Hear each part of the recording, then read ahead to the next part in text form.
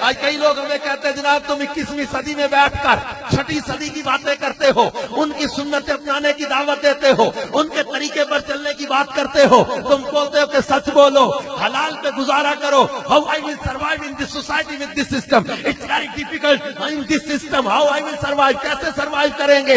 میرے سسٹم بدل گیا، حالات بدل گئے، دنیا چاند پہ چلی گئی، اور تم کہتے ہو جناب سنتیں اپناؤ، بیٹھ کر کھانا کھاؤ، داڑھی رکھو، امامہ سجاؤ، حلال پہ گزارا کرو. ارے کیسے چلے گا؟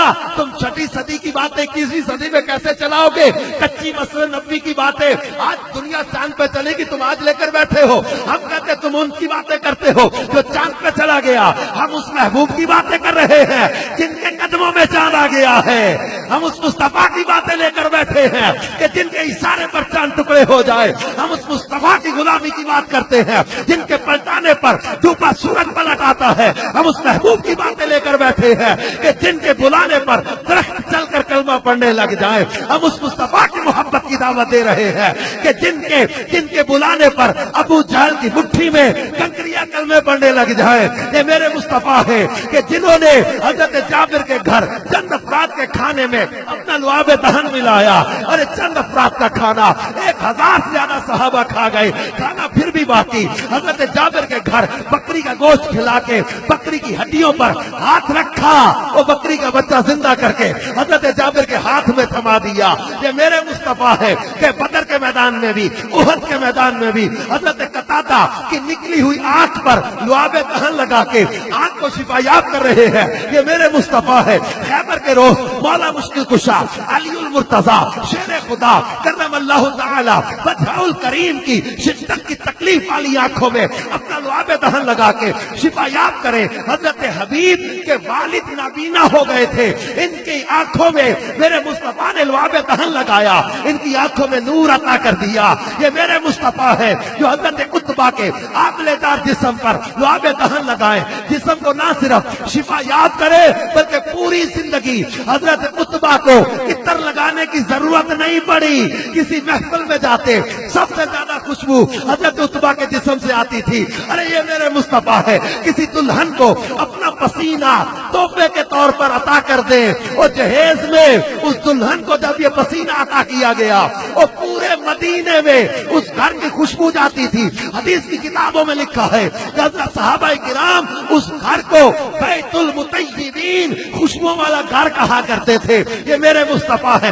حدیبیہ کے مقام پر پیالے پر ہاتھ رکھیں، انگلیوں سے پانی کے چشمے جاری کر دیں. یہ میرے مصطفیٰ ہے. حضرت محمد بن حاتب کے جلے ہوئے ہاتھ پر لعاب دہن لگائیں، شفا یاب کر دیں. یہ میرے مصطفیٰ ہے. بدر کے میدان میں حضرت معاذ کے ٹوٹے بازو پر لعاب دہن لگائیں، ان کے بازو کا شفا یاب کر دیں. یہ بدر کے میدان میں حضرت عکاشہ کی ٹوٹی تلوار کے بدلے لکڑی کی پھٹی عطا کریں.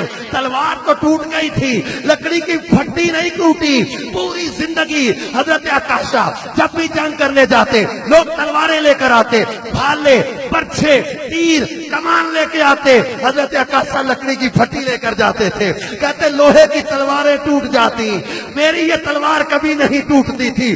صحابہ اس تلوار کو اون یعنی مددگار کہا کرتے تھے. یہ میرے مصطفیٰ ہے کہ جو زمین پر بیٹھے لوح محفوظ پر نظر ہے. یہ میرے مصطفیٰ ہے کہ جو مسجد نبوی میں کھڑے جنت اور جہنم کی خبریں بتا رہے ہیں. یہ میرے مصطفیٰ ہے کہ جو مسجد نبوی میں بیٹھے مکے سے چلنے والے ہدی خان بنو خزاع قبیلے کے ہدی خان کی باتیں بتا رہے ہیں. یہ میرے مصطفیٰ ہے کہ جو حضرت اسید بن ابی ایاس کے چہرے پر ہاتھ پھیرے تو حضرت اسید کسی اندھیرے کمرے میں جائیں تو کمرہ چمکنے لگ جائے. یہ میرے مصطفیٰ ہے کہ جو جب دنا اللہ فکانا کعبہ قوسین کے مقام پر پہنچے، رب کا دیدار کیا، اللہ کا قرب خاص پایا.